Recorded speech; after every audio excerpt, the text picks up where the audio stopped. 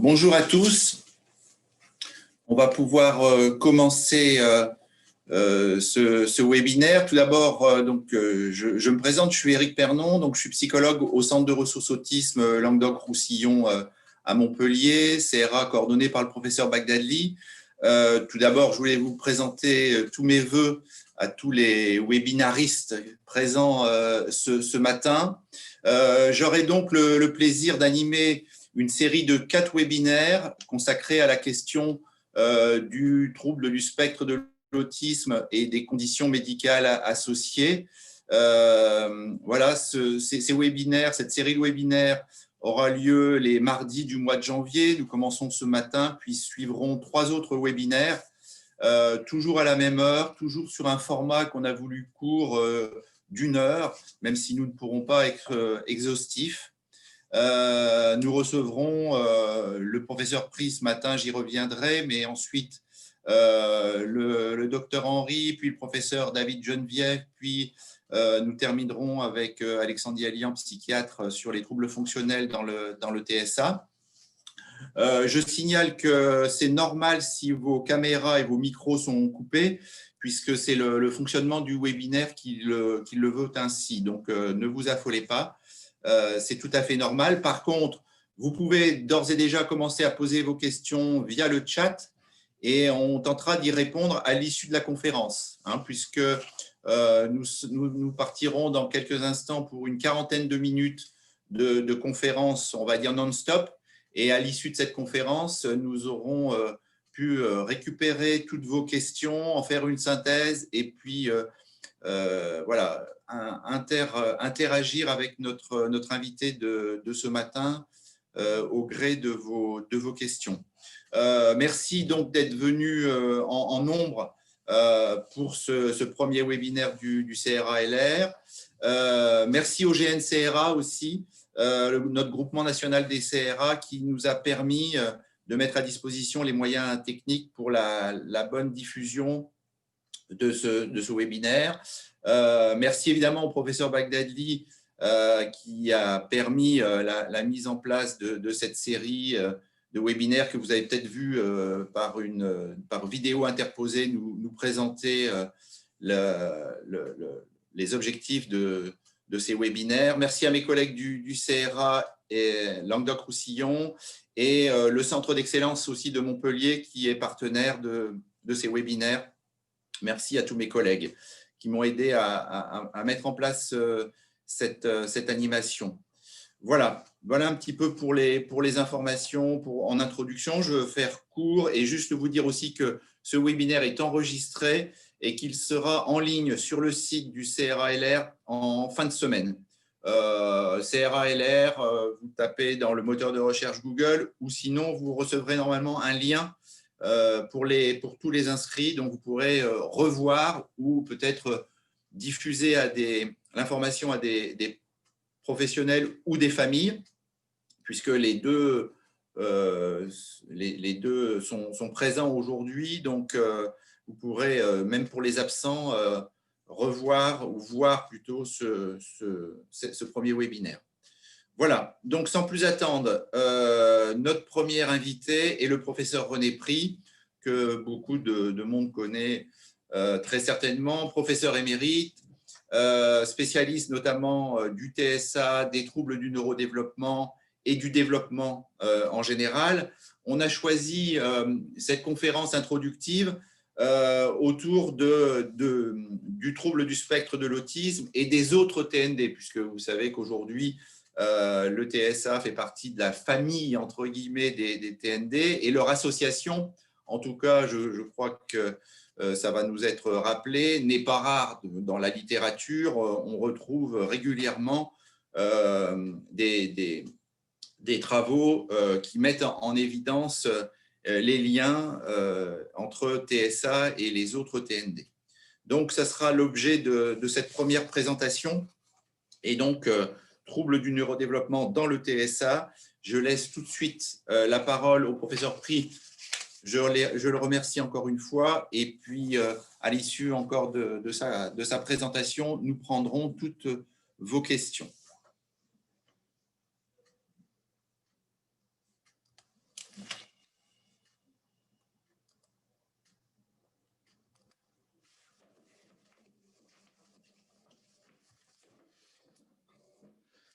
Bien, bonjour à tous.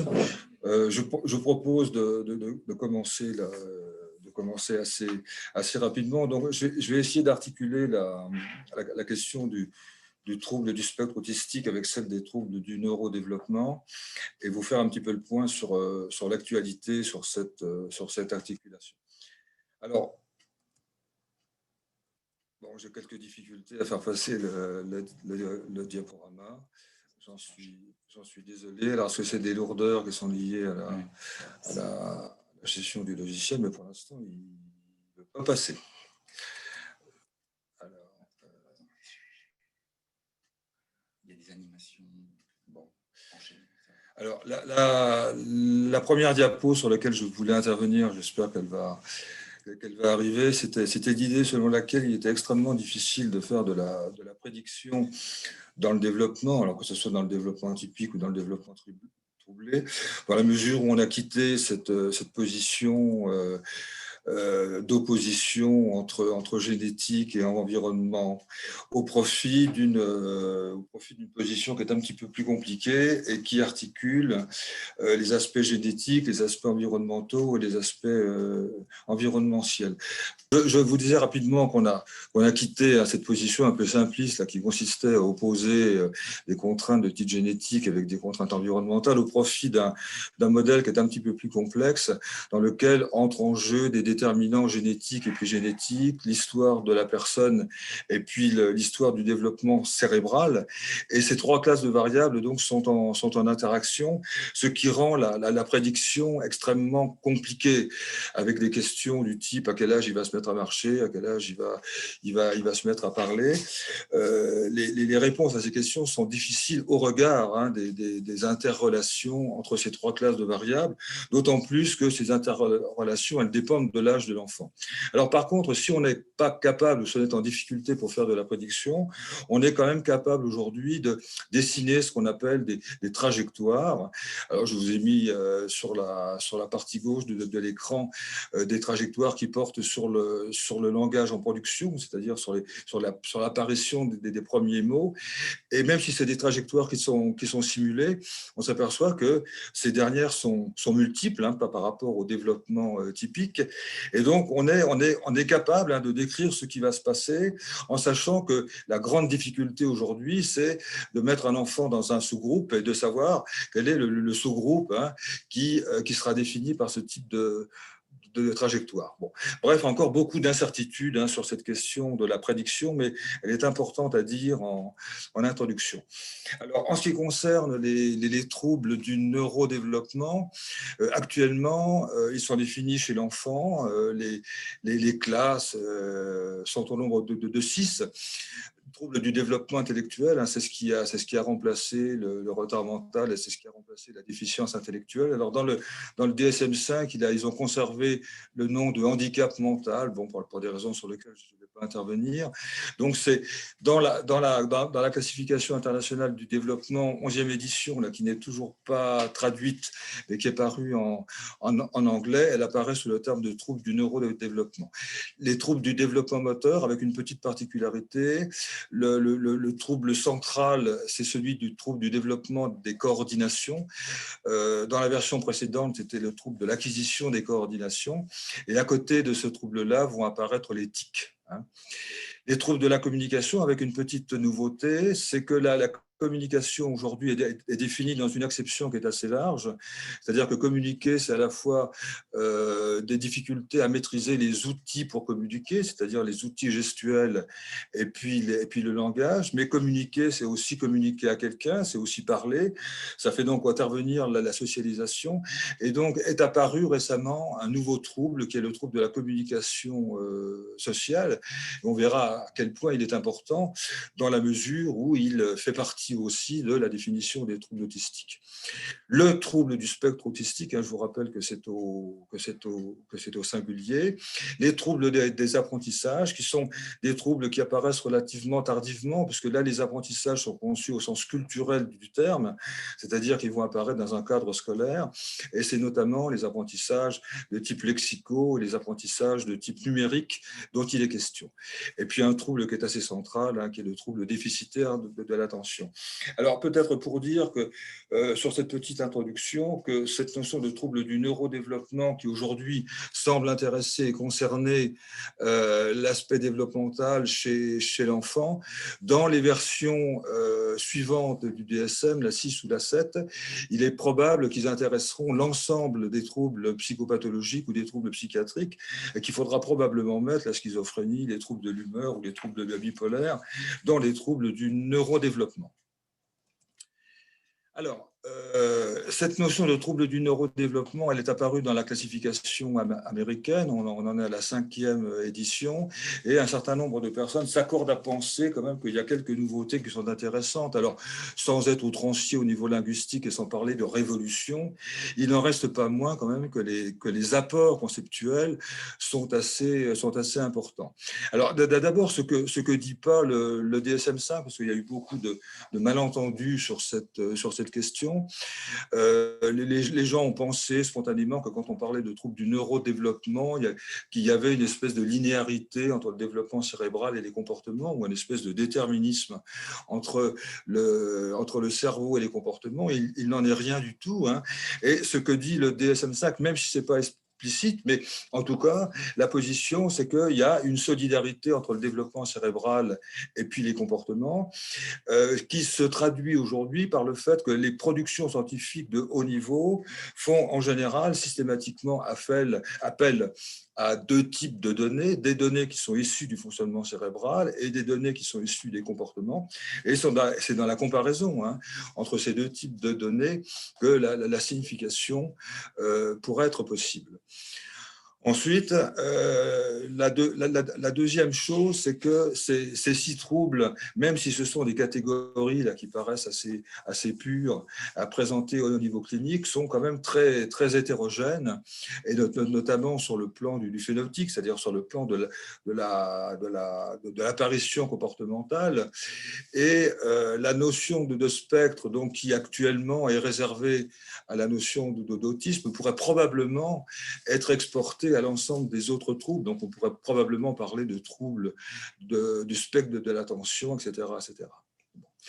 Ensuite, la troisième chose, c'est que ces troubles peuvent être associés, et avec l'idée que quand ils sont associés, ça va permettre d'introduire la notion de gravité, ça va permettre d'introduire la notion d'intensité, et le DSM-5 nous oblige, en tant que cliniciens, à formuler une réponse quant à cette notion d'intensité et de gravité, avec l'idée selon laquelle cette notion-là pourrait être le témoignage d'une association de TND entre eux, avec l'idée donc qu'il est assez rare qu'un enfant présente un TND pur, un TSA pur, un trouble de l'attention pur, et qu'en général, l'association marche au moins par deux.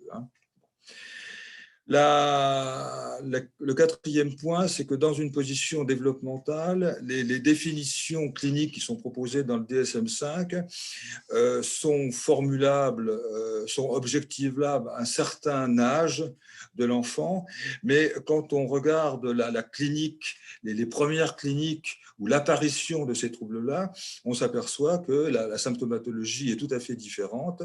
Autrement dit, il y a des différences qu'il faudrait connaître, que ce soit de la part des parents, que ce soit de la part des cliniciens, entre les premières formulations qui apparaissent chez le bébé ou chez le bébé un petit peu plus âgé et les formulations cliniques qui sont présentées au niveau des classifications. Et puis, dans les dernières propositions, les troubles du neurodéveloppement sont des développements qui sont contraints, c'est-à-dire que les degrés de liberté qu'on retrouve dans le développement typique sont diminués, sont amenuisés, et donc il faudrait se centrer sur cette notion selon laquelle un trouble du développement va affecter le fonctionnement, va affecter le développement, et va se traduire donc par des handicaps au sens classique du terme. Et puis la dernière question, qui est peut-être probablement la plus douloureuse, c'est la question des interventions. Donc, qu'est-ce qu'on fait quand on sait qu'un enfant présente un trouble du neurodéveloppement? Comment est-ce qu'on peut intervenir dans ce cadre-là? Qu'est-ce que ça veut dire que d'intervenir sur un cerveau qui présente ce genre de particularités? Bref, des questions qui sont loin d'avoir trouvé des réponses à ce jour. Alors, je voulais vous présenter une petite conception, une petite vision qui est un peu large du trouble du neurodéveloppement. C'est celle qui est présentée par Gilberg. Gilberg est un épidémiologiste suédois et il a vraiment une représentation de la psychopathologie aujourd'hui qui est extrêmement large, puisqu'il va intégrer dans une perspective développementale les premières apparitions, les premiers symptômes, les premiers troubles du neurodéveloppement, et puis l'ensemble des troubles qui sont rencontrés en psychopathologie adulte, et il va les inscrire alors dans une comparaison évidemment avec laquelle il faut rester extrêmement prudent, qui est la métaphore de l'arbre, qui est une conception hiérarchique du développement sur lequel on pourrait discuter, mais bien évidemment on n'en a pas le temps ce matin, mais c'est l'idée selon laquelle il y a une souche commune développementale à l'ensemble de toute la psychopathologie qu'on va rencontrer chez le sujet humain, et que cette souche commune, donc un espèce de moment d'indifférenciation, de non-différenciation, avec le développement va se différencier et vont permettre donc de repérer des troubles qui ont leur entité, leur histoire propre. Et puis la deuxième idée, c'est que des symptômes que la première symptomatologie qu'on va trouver chez le bébé ou chez l'enfant jeune est une symptomatologie qui n'est pas spécifique. Autrement dit, la symptomatologie d'un trouble n'est pas celle du premier développement. Et dans les premiers développements, on peut très bien rencontrer des troubles de l'attention qui, avec le développement, vont s'organiser, vont se structurer et puis vont se formuler un petit peu plus tard en troubles autistiques et inversement. Bon. Donc, il faut être extrêmement prudent sur les premiers symptômes tels qu'ils sont repérés à la fois par les parents et par les cliniciens, dans la mesure où ils peuvent changer de formulation et en tout cas leur organisation n'est pas forcément un pré-diagnostic en tant que tel. Et puis inversement, des troubles différents peuvent avoir une symptomatologie qui peut être identique dans certains cas. Alors voilà, ça c'est la position qu'il faut avoir en tête quand on travaille la question de la psychopathologie dans une logique vie entière, à partir donc de cette proposition, avec quand même l'idée que comparaison n'est pas raison, et qu'il y a d'autres métaphores qui pourraient aussi être utilisées pour rendre compte de l'ensemble de ces phénomènes. Alors, juste un petit mot là, sur les aspects de comorbidité. Donc là, je vais pas m'étendre, je vais pas les commenter. Sachez qu'il y a quand même beaucoup d'incertitudes. Les études, les résultats des données actuelles dépendent des classifications, dépendent des pays, dépendent du niveau des connaissances épidémiologiques dans ces derniers. Donc, on travaille plutôt sur des fourchettes, en sachant quand même qu'un certain nombre de données épidémiologiques aujourd'hui semblent se stabiliser. C'est le cas du TSA, par exemple. Bon, on pense qu'on est aux alentours de 1%, probablement aux alentours de 1%, même si dans certains pays, on trouve des prévalences un petit peu plus importantes. Mais je vous laisse commenter et regarder les autres prévalences, en sachant bien évidemment que dans certains pays, les fourchettes sont extrêmement larges. Alors, quand on prend le DSM-5 et qu'on le passe au tamis d'une population importante, ce que les Américains ont fait là, sur 10 000 adolescents, on s'aperçoit quand même que la moitié d'entre eux présentent des symptômes qui sont décrits dans le DSM-5, que 22% d'entre eux présentent un trouble. Et puis, en ce qui concerne les TND, on s'accorde à penser aujourd'hui que la prévalence est à peu près stabilisée aux alentours de 5%. Mais si on travaille de façon un petit peu plus précoce, c'est-à-dire avant l'âge du diagnostic, et si on suit les hypothèses de Gilberg, on est quand même sur des chiffres, donc avant l'âge du diagnostic, on est sur des prévalences qui tournent entre 10 et 13%, qui sont quand même des chiffres assez conséquents. Alors, je vous ai dit tout à l'heure qu'il était difficile de faire de la prédiction. Il n'en reste pas moins que dans le cadre des TND, et là je vous laisserai aussi commenter le tableau, on est capable d'isoler aujourd'hui un certain nombre de déterminants, un certain nombre des variables dont on peut penser qu'ils sont en relation avec le devenir d'un trouble du neurodéveloppement, et c'est ce qui va définir ce qu'on appelle une population à risque. Donc je vais juste lire les 4 premiers, là, le fait d'avoir un frère ou une sœur ou un apparent parenté au premier degré qui présente lui-même du TND est probablement un marqueur d'une charge génétique en tant que telle qui autorise à penser que le frère ou la sœur pourrait présenter éventuellement un TND. Les chiffres qu'on a actuellement, bon, qui mériteraient d'être affinés, mais sont à peu près de l'ordre de 50%. Bon. En ce qui concerne la maman, l'exposition prénatale à un toxique majeur de type alcool ou certains médicaments, la grande prématurité, un petit point de naissance, etc. etc. Bon. Alors, aucun de ces prédicteurs en soi n'est un déterminant de troubles de neurodéveloppement. C'est dans l'association donc, de ces facteurs de risque que la prédiction pourra être faite. Et en général, on s'accorde à penser quand même qu'il faut au moins 2 déterminants pour commencer à se prononcer sur ce type de logique développementale qui pourrait affecter certains enfants. Alors, je vais un petit peu plus rentrer maintenant dans le cadre du trouble du spectre autistique, du TSA, et vous dire ce qu'on sait aujourd'hui des particularités neuropsychologiques de ce qu'on sait du développement cérébral de ces enfants-là. Bon. Ce qui est repéré donc, au niveau des observables, type IRM fonctionnel, etc. aujourd'hui, dans la littérature spécialisée. Alors, il y a 9 ou 10 points là, sur lesquels les chercheurs sont à peu près d'accord. Bon, le fait que dans les aires visuelles, c'est-à-dire dans les zones occipitales, on peut repérer de façon quasi systématique un surfonctionnement de ces aires quand ces dernières sont activées.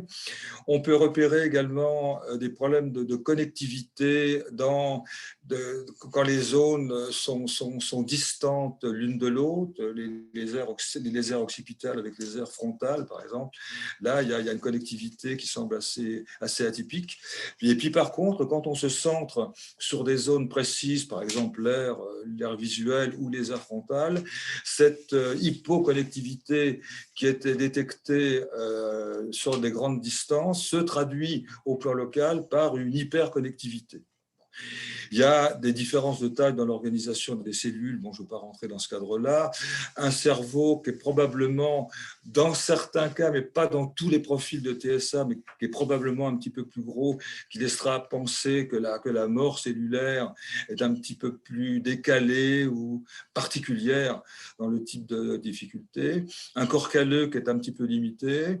Des structures et des fonctions qui présentent des latéralisations quelquefois qui sont atypiques, que ce soit au niveau du langage ou de la motricité, et puis des trajectoires de développement, des trajectoires de croissance qu'on commence à pouvoir décrire aujourd'hui au plan cérébral en ne perdant pas le constat selon lequel, une fois qu'on a dit ça, il n'en reste pas moins qu'il y a une grande variabilité entre les sujets, une grande variabilité interindividuelle dans ce développement cérébral et dans le cadre du TSA. Alors, je voulais maintenant aborder une question qui est importante, qui est la question de l'apparition des premiers signes, sur lequel j'ai déjà dit un mot là, dans le cadre de la position de Gilbert, mais dire un mot sur les problèmes de méthodologie. Alors, actuellement, on dispose de 2 grandes méthodes, de 2 grandes techniques. Une méthode classique, on appelle la méthode rétrospective, dans laquelle il va s'agir d'interviewer la personne qui connaît mieux l'enfant. Alors, on a des outils aujourd'hui qui sont des outils semi-standardisés, donc qui permettent d'augmenter la fidélité intercotateur. Donc, c'est donc ce qu'on appelle la méthode rétrospective, reprendre l'histoire de l'enfant le plus précocement possible au travers du discours d'une personne qui connaît bien cette histoire. Et puis, on dispose de façon plus récente des techniques projectives. Alors, dans ces techniques des techniques prospectives. Et dans ces techniques prospectives, on en a 2. Une qui commence à être un petit peu abandonnée, qui est l'utilisation des vidéos familiales, puisque vous savez que les pratiques sociales amènent à penser que les parents, de plus en plus, utilisent ce genre de techniques. Le problème, c'est que ces techniques sont coûteuses et sont sujettes à un certain nombre de biais. Et une deuxième méthode prospective, qui est la méthode dans laquelle on va utiliser les enfants à risque, et de plus en plus, hein, on va mettre en place des espaces de consultation qui permettront de suivre de façon prospective ces enfants à risque. Alors, je vous ai listé un certain nombre de biais qu'il faut connaître dans ces deux méthodes. Dans la méthode rétrospective, on sait que d'abord que ça passe par le langage, que l'utilisation du langage, la maîtrise du langage, il y a aussi un certain nombre de biais, et qu'il y a surtout des biais de mémorisation, dans la mesure où la mémoire est affectée par l'émotion, que en général, à la fois, c'est lié aux pratiques culturelles, mais c'est aussi lié à d'autres paramètres, mais les parents ont tendance à se mémoriser ou à ne se souvenir que des signes marquants, des signes négatifs, ceux qui sont colorés par une émotion, et qu'ils ont plus de difficultés à repérer ce qu'on appelle les signes positifs de ce type de difficultés. Et pour ces signes positifs, c'est vrai que les questionnaires aujourd'hui sont peu attractifs, hein, pour repérer ce genre de choses. Et puis quant aux aspects prospectifs, notamment dans les vidéos familiales, c'est pareil, techniquement, c'est très difficile à maîtriser parce que les enfants sont filmés dans des contextes différents, les enfants sont filmés avec des personnes différentes, et puis c'est toujours très difficile à la vidéo de travailler sur la question de l'interaction, de travailler sur la socialisation, dans la mesure où on ne sait jamais à qui l'enfant parle, etc., etc., etc. Bon. Bref, donc sur ces deux premières techniques, rétrospectives et prospectives, on commence un petit peu à réfléchir. Alors, on ne va pas les abandonner du jour au lendemain, mais en tout cas, c'est cette idée de dire qu'elles sont contraintes par un certain nombre de biais et qu'il faudra probablement réfléchir à inventer ou à travailler sur une méthode prospective qui sera centrée, quant à elle, hein, sur le devenir des enfants à risque. Alors, maintenant, quand on regarde un petit peu la clinique qui est présentée précocement, hein, la clinique du bébé à devenir de TND, il faut partir quand même du développement typique. Et je vous rappelle que dans le développement typique, ce qu'on a à se mettre sous la dent au plan comportemental, hein, au plan symptomatologique au sens large du terme, c'est dans un premier temps la clinique de la sensorialité, la clinique de la réactivité sensorielle, la clinique de l'orientation par rapport au bouleversement sensoriel dans un environnement. Et puis, c'est éventuellement, si on est un petit peu plus familier avec cette notion-là, c'est la notion de tempérament, mais c'est aussi surtout la clinique du sommeil, la clinique des troubles du sommeil, la clinique de la motricité, qui est probablement la plus importante, mais encore faut-il connaître toute cette clinique qui porte sur les comportements automatiques, hein, qu'on appelle les réflexes, sur la clinique de la motricité globale, et puis la clinique des conduites alimentaires. Donc, il est tout à fait vraisemblable que si notre regard est centré sur ce type de clinique dans le développement typique, c'est aussi dans ce type de clinique qu'il faudra chercher dans les troubles du neurodéveloppement pour trouver les premiers signes.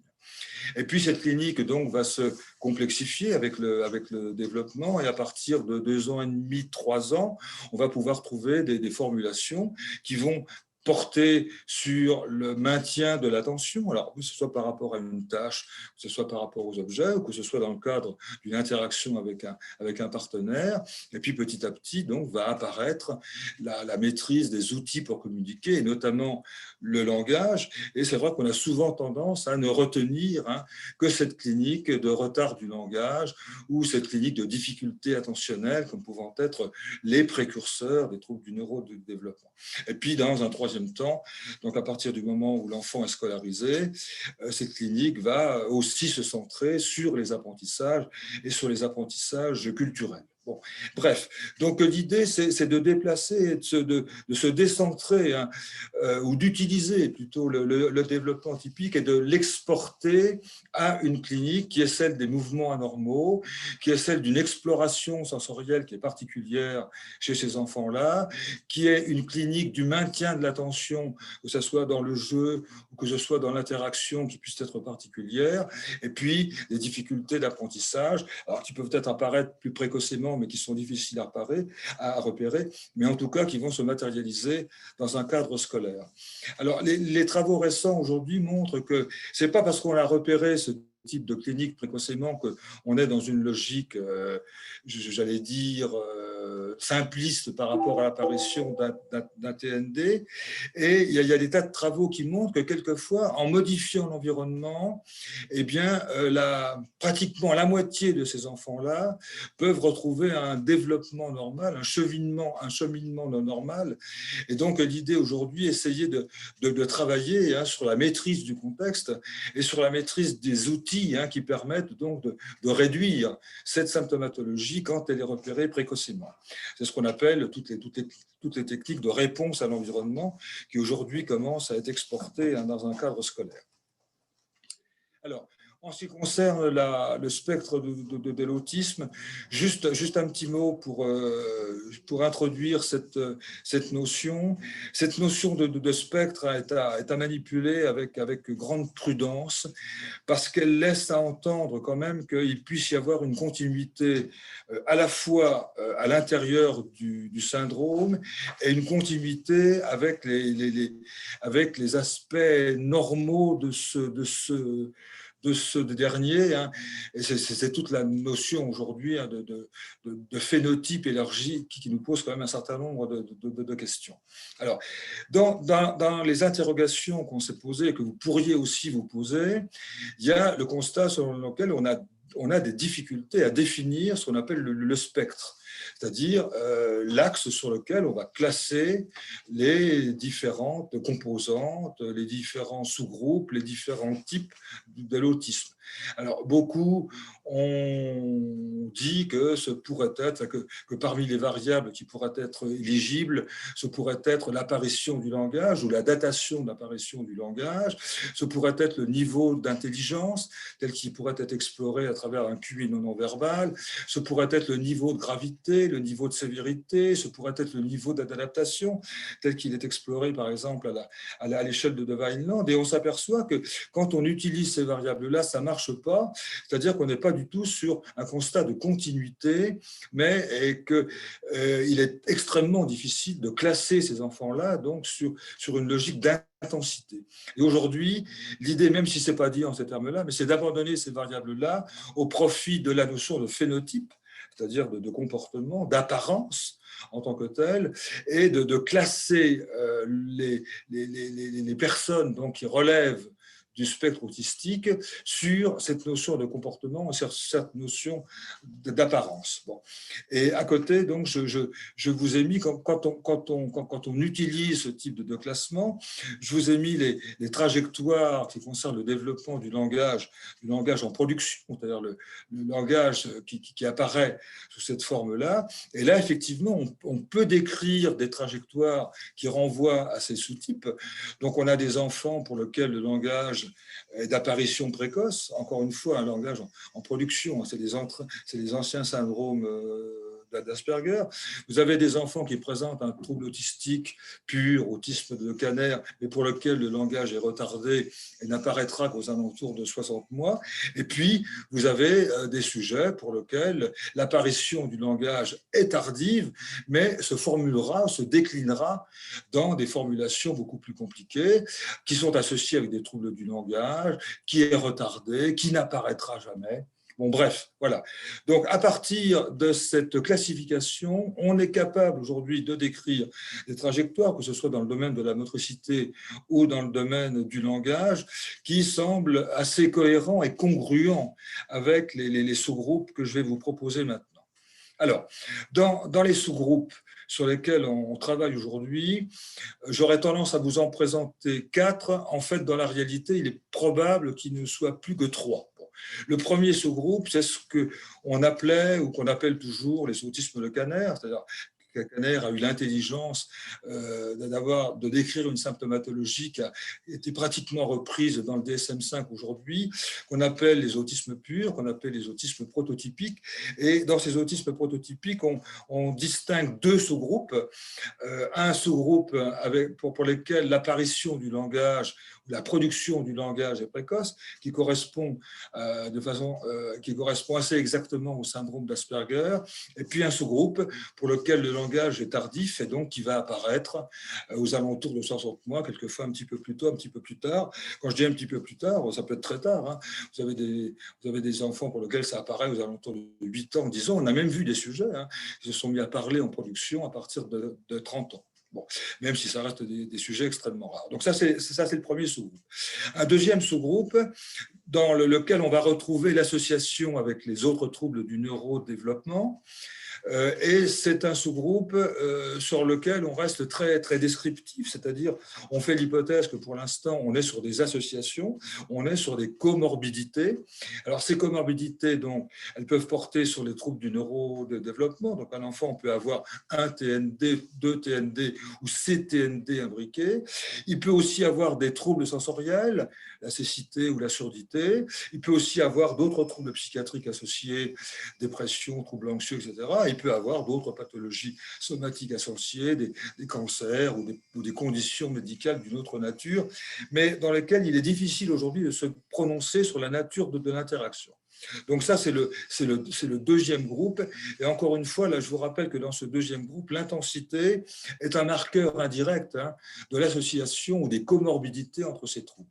Et puis un troisième groupe, là, qui divise un peu les populations de neuropédiatres et de pédopsychiatres, dans lequel on peut penser que quand l'étiologie est identifiée, cette étiologie peut aussi rendre compte, peut aussi expliquer de la formulation ou de la présence d'un trouble autistique. Donc c'est le cas de certaines pathologies dans lesquelles les associations chromosomiques sont identifiées. On vous en parlera dans les conférences suivantes. Et puis c'est le cas aussi de certaines vulnérabilités biologiques d'autres natures, hein, somatiques ou autres, dans lesquelles on peut penser que ces associations sont autistisantes, hein, au sens bébête du terme, et donc qui renvoie à cette vieille notion, mais qui n'a rien à voir entre autisme primaire et autisme secondaire. Donc, dans ces cas-là, l'autisme serait secondaire, hein, à une pathologie dont l'étiologie pourrait être identifiée.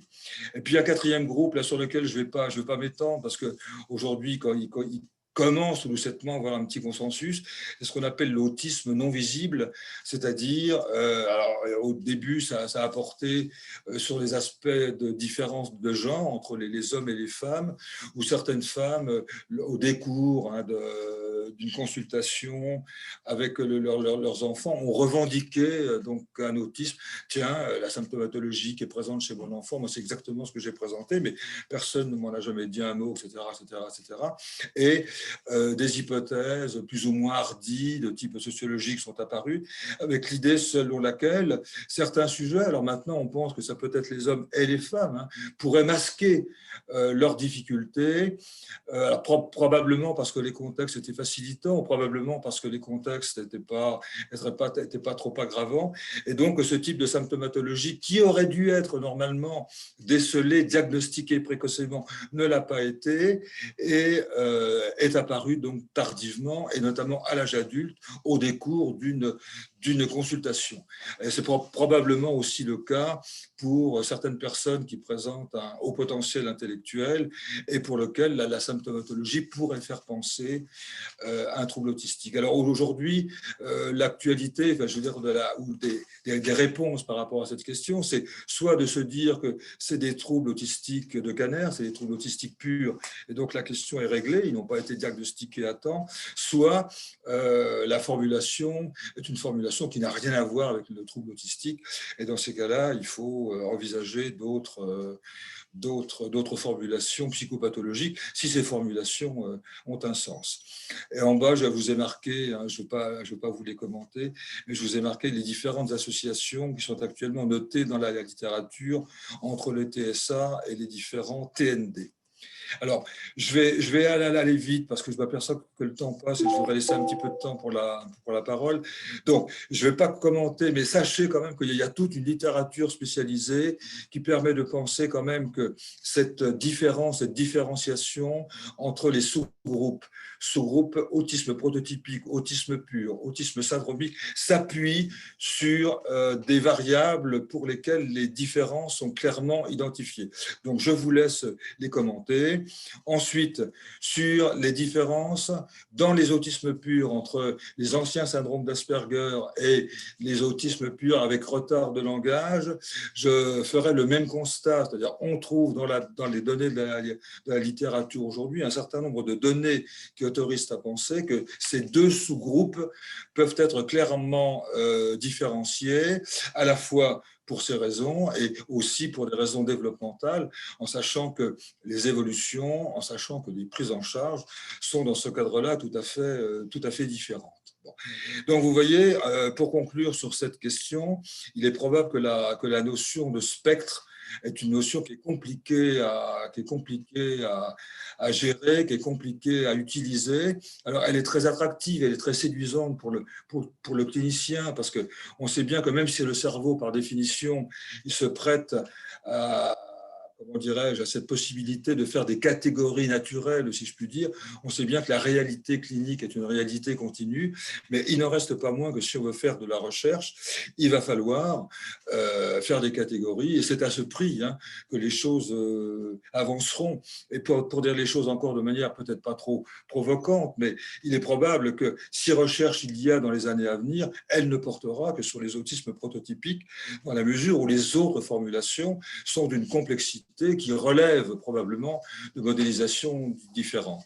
Alors, dans cette diapo-là, je voulais juste vous dire qu'il y a aussi des travaux qui portent sur les aspects neuropsychologiques et sur les aspects différentiels au niveau neuropsychologique. Et vous voyez que dans les deux sous-groupes, retard de langage et sans retard de langage dans l'autisme pur, on s'aperçoit que l'activation des différentes aires, que ce soit les aires perceptives, les aires qui concernent le langage, les aires de la motricité, et puis ce qu'on appelle le cerveau social, celui qui va participer à la qualité des interactions et au développement de la socialisation, eh bien, on s'aperçoit qu'au niveau neuropsychologique, on va trouver aujourd'hui une traduction et un déséquilibre dans l'activation de ces aides dans ces deux sous-groupes. Donc, on n'est pas simplement sur une différenciation comportementale entre ces deux sous-groupes, on a aussi des arguments au plan neuropsychologique. Alors, pour terminer, il me reste 2 diapos, je crois. Si je remets la diapo précédente, un constat d'un point de vue développemental, c'est qu'en fait, le désengagement du cerveau social, il est beaucoup plus tardif que ce qu'on aurait pu penser. La clinique du diagnostic telle qu'elle est présentée dans le DSM-5 aujourd'hui, donne une part équivalente entre les difficultés comportementales, les stéréotypies comportementales, comme on le dit, et puis les aspects de socialisation. Mais d'un point de vue développemental, le désengagement social, cliniquement, apparaît un petit peu plus tardivement que la clinique qui va porter sur les comportements répétitifs et sur les intérêts restreints. Alors, aujourd'hui, il y a aussi beaucoup d'avancées sur cette clinique-là. Je voulais quand même vous en dire un mot, parce qu'elle fait probablement partie de la définition sur laquelle on va se centrer aujourd'hui. Alors, dans ce qu'on appelle les comportements répétitifs, il y en a qui sont spécifiques de l'autisme et il y en a qui ne le sont pas. Dans les comportements qui ne le sont pas, il y a des comportements qu'on appelle des comportements qui sont associés à une émotion, le flapping par exemple, dont on a longtemps dit que c'était un comportement qui était propre au développement autistique. En regardant les vidéos familiales d'enfants typiques ou d'enfants qui ont d'autres difficultés, on s'aperçoit que tous les enfants flappent à un moment du monde, et que ce qui est peut-être de particulier dans l'autisme, c'est que ces enfants-là continuent à flapper de manière relativement tardive. Autrement dit, ils sont en difficulté pour inhiber ces comportements-là, mais en tout cas, ça n'est en rien une particularité du développement autistique. Et puis, il y a ce qu'on appelle, c'est des problèmes de traduction qui sont peut-être un peu malhabiles, les comportements de captivité, des comportements qu'on va trouver chez l'animal et qu'on va trouver chez les sujets qui sont incarcérés. C'est quand on est dans un univers qui est hypostimulant, eh ben, on va se fabriquer ses propres stimulations et c'est des gens qui vont s'auto-agresser, qui vont s'auto-mutiler, qu'on va trouver donc aussi dans la déficience intellectuelle, mais qui ne sont en rien des comportements spécifiques du développement autistique. Par contre, il y a une troisième catégorie, on appelle les comportements qui sont des comportements de recherche d'information, qui ont plutôt été utilisés dans le cadre du développement visuel et qui restent à étudier, donc là ça ferait des beaux sujets de thèse dans le cadre des autres sensorialités, qui sont vraiment là des comportements, spécifiques. Alors, je vous en ai listé un certain nombre, là je ne vais pas vous les commenter, je n'ai pas le temps et j'aimerais vous présenter ma dernière diapo. Ce sont donc des regards particuliers dans le cadre des explorations d'objets, dans le cadre des explorations du visage. Et donc là, on fait l'hypothèse aujourd'hui que là, on est vraiment sur une spécificité du fonctionnement autistique et donc, les travaux de recherche actuels essaient d'en décrire les évolutions, essaient d'en décrire la probabilité d'apparition, essaient d'en décrire les différentes articulations. Alors, ma dernière diapo, ne vous laissez pas impressionner là, par les concepts que j'ai présentés. En fait, ils sont extrêmement simples. C'est essayer de faire un petit peu la synthèse d'un point de vue développemental dans le TSA sur le fait d'essayer de comprendre comment ces enfants développent des connaissances, comment ces enfants pensent et quels sont les mécanismes neuropsychologiques qui sont mobilisés dans le TSA qui permettrait de rendre compte à la fois de leur fonctionnement et de leur développement. Et là, on va utiliser des populations, alors qui ne sont pas majeures, mais qui sont très particulières, qui sont les populations de personnes avec TSA qui présentent des hypercompétences, oreille absolue, synesthésie, calendrier savant, calculateur, etc., qui vont nous donner des indications extrêmement précises sur les mécanismes. Alors, dans les mécanismes, donc, on en retient trois. C'est le fait que ces sujets-là présentent une surexpertise perceptive, c'est-à-dire qu'ils vont se centrer avec une détermination farouche dans l'exploration des détails d'une scène visuelle au détriment probablement de la globalité de la scène en question. Le deuxième mécanisme, c'est qu'ils sont capables d'utiliser toutes les modalités sensorielles et de transférer les informations d'une modalité sensorielle d'une dans l'autre. C'est-à-dire qu'ils sont capables, vous savez que les systèmes sensoriels permettent de former des catégories perceptives dans l'environnement et ils sont capables de transférer ces catégories perceptives d'une modalité sensorielle à l'autre. Ils sont capables de transformer la hiérarchisation des couleurs à celle des sons, à celle des nombres, etc. Et donc, vous voyez que ça facilite quand même énormément la possibilité de fabriquer des connaissances. Et puis, le dernier mécanisme, c'est comme ils sont très centrés sur le détail, ils sont capables, à l'inverse de nous, à partir d'un percept qui est celui d'un détail, ils sont capables de reconstruire la réalité, et ceci de façon extrêmement globale. Voilà, c'est ma conclusion. Je vais vous laisser poser des questions. Je vais essayer d'y répondre. Et puis donc, à tout de suite, en espérant que je n'ai pas été trop rapide, mais c'est vrai que les contraintes temporelles sont extrêmement importantes. Merci, professeur Prix, pour cette conférence. Alors, nous avons reçu beaucoup de questions, énormément de questions. Alors, on ne pourra pas répondre individuellement à chacun, mais il y a trois types de questions, professeur Prix, qui sont arrivées via le chat. Des questions autour du diagnostic, des questions autour du fonctionnement intellectuel et cognitif et des questions autour des interventions. Alors, premier type de questions autour du diagnostic, questions autour de la fiabilité du diagnostic, aussi en fonction de l'âge, enfant versus adulte. Pourquoi une augmentation de la prévalence? On a l'impression, même si les chiffres varient beaucoup, on a l'impression qu'il y a des autistes partout. Voilà, donc quelle est aujourd'hui l'évolution que l'on connaît et comment on peut l'expliquer autour à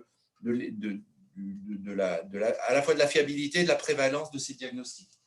Alors, la question, bien entendu, elle est centrale. Alors, d'abord, la question du diagnostic et les éléments de réponse dépendent bien évidemment des classifications actuelles. Autrement dit, il faut se fier, il faut se plier, il faut se rabattre sur les classifications actuelles. Le DSM-5 qui est disponible en français et la classification internationale qui est disponible en anglais, donc qui va nous donner les éléments aujourd'hui pour faire un diagnostic et qui empêchera ou qui limitera les conflits entre les cliniciens. L'idée que j'ai essayé de vous proposer tout à l'heure, c'est que ces diagnostics sont datés, c'est-à-dire qu'ils sont basés sur une formulation comportementale qui apparaissent à un certain âge et dans les troubles du neurodéveloppement, en fonction de la gravité et en fonction de l'association entre les troubles, ces diagnostics peuvent être plus ou moins précoces. Bon, certaines déficiences intellectuelles graves peuvent être diagnostiquées relativement précocement. En ce qui concerne les troubles autistiques, il est absolument hors de question aujourd'hui de proposer un diagnostic avant 24 mois. Et le diagnostic se fait en général entre 24 et 36 mois, en sachant que plus on attend, plus on est assuré que la formulation comportementale est stabilisée et donc que la fiabilité diagnostique est faite. Donc, faites bien la différence entre les premières formulations cliniques qui vont porter sur la motricité, le sommeil, l'alimentation, le tempérament, etc., et la formulation diagnostic qui, encore une fois, sont tout à fait différents. Donc, la question du diagnostic, si on se fie de manière relativement simpliste, bébête, aux classifications actuelles, elle est relativement simple à traiter. Question qui est beaucoup plus douloureuse, effectivement, c'est la question de la prévalence. La question de la prévalence, vous voyez que si on travaille sur la notion de phénotype élargi, si on travaille sur la notion de spectre autistique, en ne bornant pas la notion de spectre, en ne prenant pas des références et des catégories diagnostiques relativement pures, telles qu'elles sont proposées dans les nosographies, là, on va à des devants extrêmement pénibles, extrêmement compliqués, et puis effectivement, on va trouver des traits autistiques dans la population générale, avec l'idée et le constat selon lequel il y a toujours de l'autisme un petit peu en nous. Bon.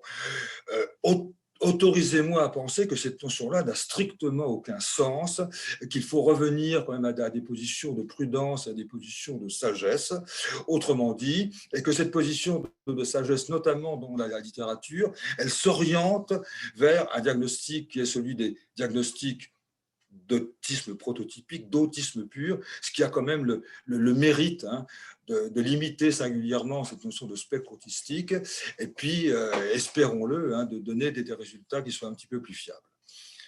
Un mot peut-être, parce que c'est très actuel, puis il y a des questions qui nous arrivent autour du féminin et du masculin. On a vu ces derniers mois un certain nombre d'articles, d'ouvrages, de témoignages, notamment de jeunes femmes, alors souvent à l'âge adulte, qui se disaient parfois se réclamer de l'autisme. On en est où aujourd'hui sur cette question? Alors, d'abord, c'est vrai qu'au niveau lexical, là, je ne sais pas trop s'il faut utiliser la notion de sexe ou la notion de genre. Je vous rappelle que le sexe, c'est une notion qui est biologique. Il y a les garçons, il y a les filles. La notion de genre, c'est plutôt une notion sociologique. C'est la façon dont on va habiter son sexe et c'est la façon dont le sexe va se décliner, va se formuler dans des contextes culturels particuliers.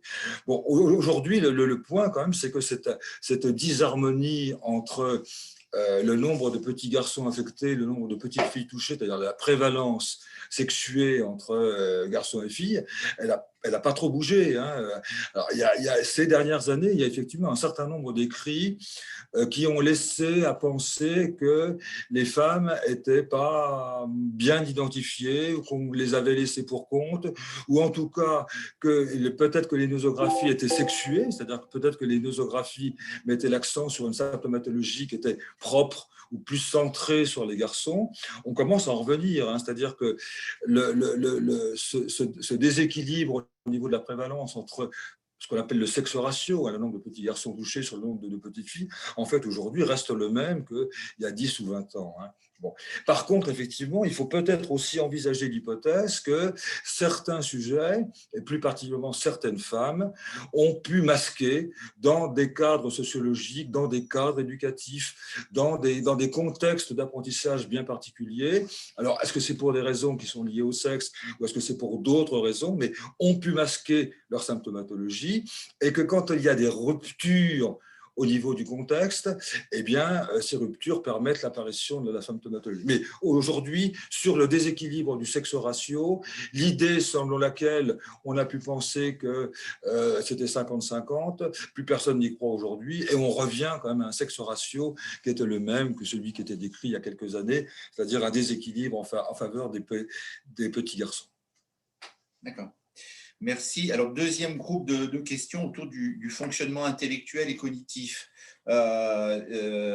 Quid du trouble du développement intellectuel, c'est-à-dire plutôt de la déficience intellectuelle, versus, au contraire, le haut potentiel intellectuel. On voit aussi un certain nombre de travaux pointer que voilà, des HPI pourraient être autistes ou des autistes pourraient être HPI ou HQI même. On trouve parfois cette formulation. Voilà, on est dans TSA et TND, donc TSA et fonctionnement intellectuel, que ça soit d'un côté ou de l'autre de la courbe de Gauss, qu'en est-il? Alors, c'est surtout, là, à travers cette question, c'est surtout la question de l'évaluation des compétences intellectuelles qui est posée. Alors, il est vrai quand même que ces dernières années, un certain nombre d'erreurs ont été faites, ces erreurs étant essentiellement liées au fait que les praticiens ont utilisé des instruments qui n'étaient pas vraiment adaptés à l'évaluation de ce qui était observé. Bon, le fait d'utiliser des instruments généralistes dans lesquels les deux grandes composantes, la composante linguistique, l'intelligence qui est mobilisée par le langage, et l'intelligence non linguistique, celle qui est mobilisée par la perception, et notamment par la perception visuelle, n'était pas très adapté à l'évaluation de l'intelligence des personnes autistes, dans la mesure où beaucoup d'entre elles présentent des difficultés dans la mise en place du langage et dans l'expression de la linguistique. Donc ces sujets-là étaient pénalisés systématiquement, et cette pénalisation faisait qu'un certain nombre d'entre eux se trouvaient dans la zone de la déficience intellectuelle, alors qu'en aucun cas ils présentaient une déficience intellectuelle. Donc il faut vraiment prendre en compte les caractéristiques observable du sujet dans sa façon de résoudre les problèmes. Et quand cette façon de résoudre les problèmes est non verbale, il faut utiliser des tests non verbaux. Et encore une fois, dans l'autisme pur, le nombre de sujets qui présentent une déficience intellectuelle est beaucoup plus rare que ce qu'on aurait pu penser. La déficience intellectuelle, c'est souvent un artefact qui est lié à l'utilisation non opérante d'instruments non adaptés par rapport à cette population. Bon. Donc, dans les autismes purs, pour dire les choses un peu rapidement, pas de déficience intellectuelle, et petit à petit, donc avec le développement, quand le langage va apparaître, on pourra utiliser des instruments normatifs. Quand la déficience intellectuelle est présente, c'est souvent une déficience intellectuelle qui est associée, c'est-à-dire qu'elle n'est pas liée de manière mécanique au développement du fonctionnement autistique. Donc, ce type de raisonnement qu'on peut faire avec cette association, on peut l'exporter à l'autre bout de la courbe, c'est-à-dire que rien n'empêche qu'un certain nombre de sujets avec autisme puissent se trouver sur la zone extrême qui va définir les hauts potentiels intellectuels. Rien ne l'empêche, en sachant quand même d'un point de vue développemental, que quand on présente un TSA, c'est ce que j'ai essayé de dire dans ma diapo 2 ou 3, il y a obligatoirement un impact sur le développement et qu'en fonction de l'évolution des contextes, de l'évolution des contraintes, il est tout à fait vraisemblable que des TSA avec haut potentiel vont se traduire avec le développement en âge, avec l'évolution des contraintes, etc., par un amenuisement des compétences intellectuelles. Mais ce n'est probablement pas le cas de tous ces sujets-là. Et on peut envisager l'hypothèse que quand le traitement est précoce, quand la prise en charge est précoce et quand l'aménagement des contextes est vraiment adapté aux conditions de ces enfants-là, ils vont, et d'ailleurs on le constate, ils vont trouver à l'âge adulte des métiers, des professions, des formations qui sont tout à fait en rapport avec leurs compétences intellectuelles. D'accord, merci. Un mot, mais vraiment un mot sur, il y a plusieurs questions sur les fonctions exécutives ou le dysfonctionnement des fonctions exécutives, en particulier de la fonction perceptive, attention visuelle. Un mot, est-ce qu'on a quelques données, mais vraiment en un mot, s'il vous plaît, parce qu'on arrive au terme de notre séminaire. Ça fait partie des modèles théoriques explicatifs du développement autistique. Ça fait partie des modèles au même titre que les modèles qui portent sur les compétences sociales, etc.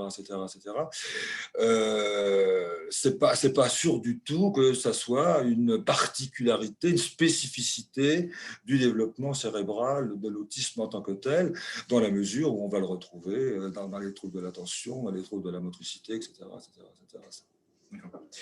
dernière question pour conclure sur évidemment les interventions. Ce n'était pas directement le sujet, mais c'est forcément sous-jacent et l'efficacité des interventions possibles est très précocement. On sait que les recommandations de la Haute Autorité en santé ont fait un certain nombre de propositions et en particulier le modèle de Denver avec l'idée que si on intervient très précocement, 50% des enfants pourraient reprendre un développement typique. Un mot qui servira aussi de conclusion à ce webinaire. Oui, alors la conclusion, c'est de dire il faut être prudent, c'est-à-dire ces programmes un petit peu clés en main, là, dont on laisse à penser qu'ils sont valables pour tout un chacun, ça mérite quand même qu'on y réfléchisse et au profit probablement d'interventions plus individualisées, c'est-à-dire d'interventions qui prennent en compte l'ensemble des singularités du sujet, des particularités du sujet. Et donc, ça nous renvoie donc à la question du diagnostic et notamment des diagnostics complexes, dans la mesure où il va falloir agir sur l'entièreté de ces particularités. Et pour rebondir sur ce que disait M. Pernon, l'intérêt aujourd'hui, c'est effectivement dans le cadre d'intervention précoce, mais au sens large du terme, c'est-à-dire simplement s'intéresser aux conditions du contexte, aux conditions de l'environnement et à un aménagement de ce dernier. On s'aperçoit effectivement que quand on travaille de façon précoce sur ce type de modalité, beaucoup de sujets, probablement la moitié d'entre eux, qui présentaient une symptomatologie dont on pouvait penser que ça pouvait se structurer, s'organiser sur un TND, vont retrouver un développement normal. Donc là, ça mérite d'être signalé, parce que là, on est sur des positions optimistes qui me semblent extrêmement importantes à reprendre.